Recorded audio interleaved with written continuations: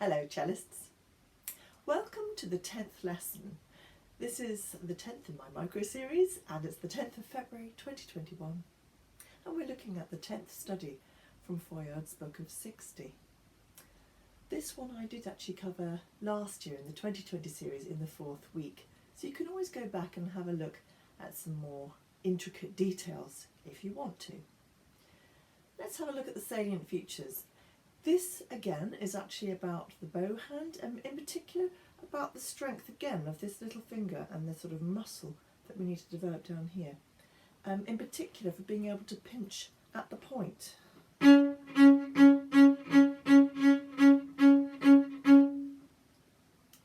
I mean all fingers are involved, but don't let that little finger go on holiday thinking it's relaxing. It's extremely important to get the equal strength across the palm here. Part of the hand. So it looks fairly straightforward. We're in B minor, which is quite a nice colour to be working in, if you like that term for sound. It does create a nice atmosphere. And dotted crotchets with a staccato quaver. And it does show you the execution of this at the top of the exercise as being a crotchet with a rest. That's a fair assessment of how this will sound in performance. The thing you really want to try and see differently is rather than seeing the dotted crotchet and the quaver as a unit, try to see the quaver belonging to the next dotted crotchet. So we begin with an isolated note, end of story, and then the next note belongs to the following one, and again, and again, and again. Get the idea. And this is a really important concept to try practicing. What you see is not really where the sounds belong.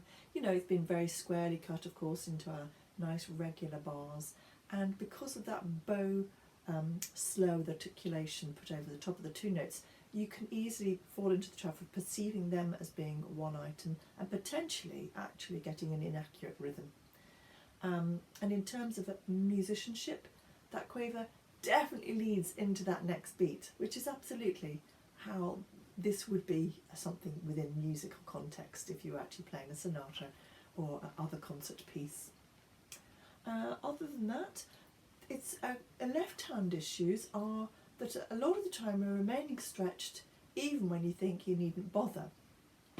So on the last line, the bar before the last line, we begin with a major third,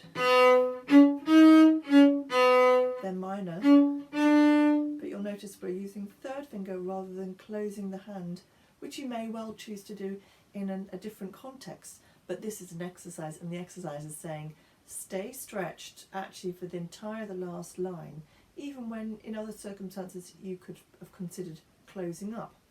If this was coming in a piece of music and it was lyrical and steady,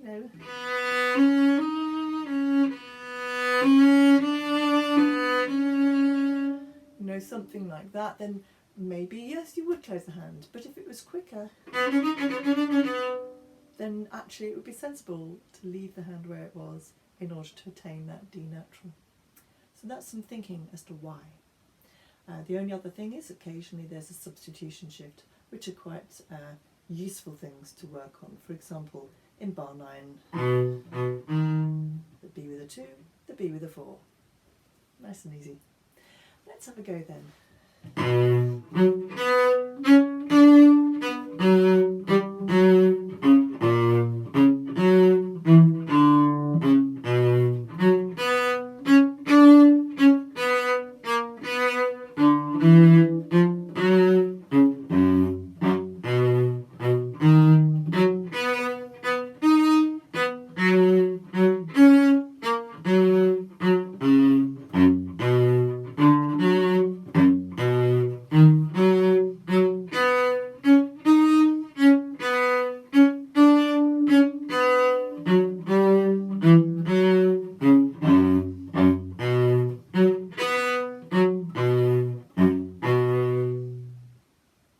You get it.